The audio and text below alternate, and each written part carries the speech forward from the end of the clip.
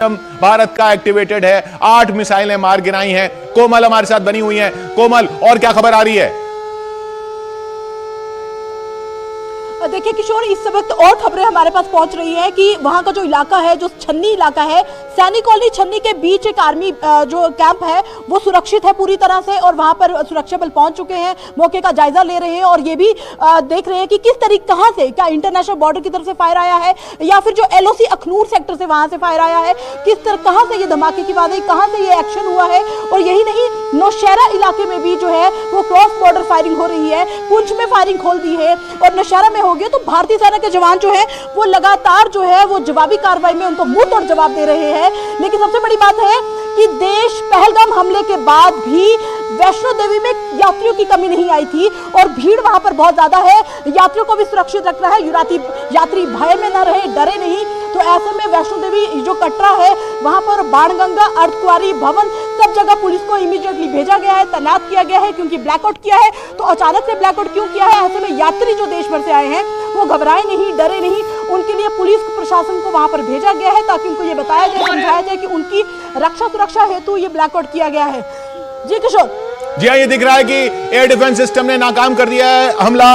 और खबरें आ रही हैं कि जम्मू सिविल एयरपोर्ट पर, सांबा पर, आरएसपुरा पर, आर्निया पर और उसके आसपास के इलाके पर ये 8 मिसाइलें दागने की कोशिश की थी और 8 की 8 मिसाइलें दागने की जो कोशिश की थी पाकिस्तान की, 8 की 8 मिसाइलें मार गिराई गई हैं। नाकाम कर दिया गया है पाकिस्तान का हमला।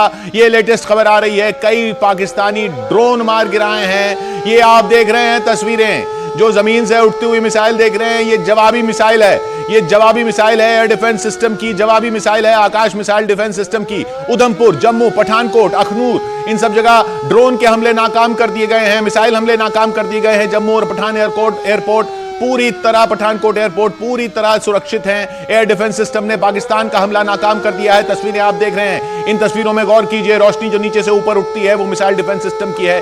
उधर से जो मिसाइल आ रही है उसको नाकाम करने के लिए, उधर से मिसाइल आते ही इधर से यह सिस्टम एक्टिवेट हो जाता है और ऑटोमेटिकली उस मिसाइल को पकड़कर उसको वहीं आसमान में नष्ट कर देता है। सपना हमारे साथ है श्रीनगर से। श्रीनगर से क्या खबर आ रही है और आसपास की क्या खबरें मिल रही हैं आपके पास, सपना?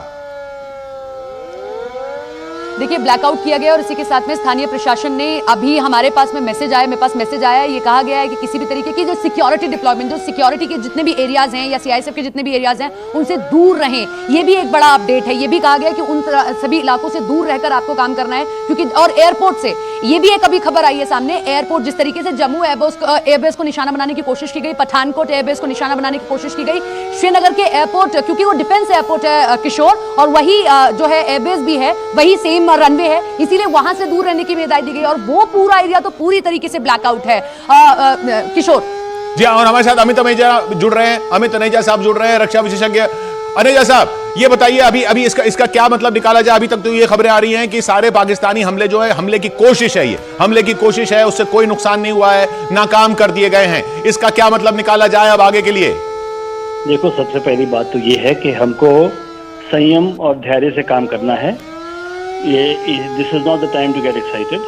दूसरी बात यह है कि हमारी तैयारी एयर डिफेंस की पूरी है उस इलाके में, बल्कि ना केवल कश्मीर में या पठानकोट में, all the way down to Rajasthan, Gujarat, our arm forces are fully prepared. हमारे एयर डिफेंस के जितने हथियार हैं, रेडार्स हैं, वो पूरी तरह से सक्षम हैं। हमारे वेपन सिस्टम सक्षम है और एयरक्राफ्ट सक्षम है। फिलहाल पाकिस्तान बहुत बड़ी गलती कर रहा है इस समय कि वो हमारी एयरफील्ड और मिलिट्री इंस्टॉलेशन के ऊपर अटैक कर रहा है। इस तरह से चीजें बढ़ती जाएंगी तो वो कंट्रोल नहीं कर पाएंगे। जी हाँ, तो ये खबरें जो आ रही हैं कि हम उनके हमले को नाकाम करें। कर्नल दानवीर भी हमारे साथ जुड़ रहे हैं। कर्नल दानवीर, कैसे देखते हैं आप इन हमलों को? देखिए, पाकिस्तान ने एक बार फिर 15 इलाकों को टारगेट करने की कोशिश करी और उस नाकाम कोशिश के बाद आज फिर उसने जम्मू, कुपवाड़ा, पठानकोट पर हमला किया है, जिसमें उसने ड्रोन्स और मिसाइल्स का इस्तेमाल किया है। लेकिन काबिल तारीफ की भारत के पास very short range air defence missiles, Akash missiles और हमारा S-400 और इस तरीके से और भी हमारे गन्स और मिसाइल्स हैं, जिन्होंने इनकमिंग मिसाइल्स और यूएवीज को आर्म्ड ड्रोन्स को निस्ते नाबूद कर दिया है और बहुत ही शानदार कार्रवाई एयर इंडिया की एयर डिफेंस ने करी है।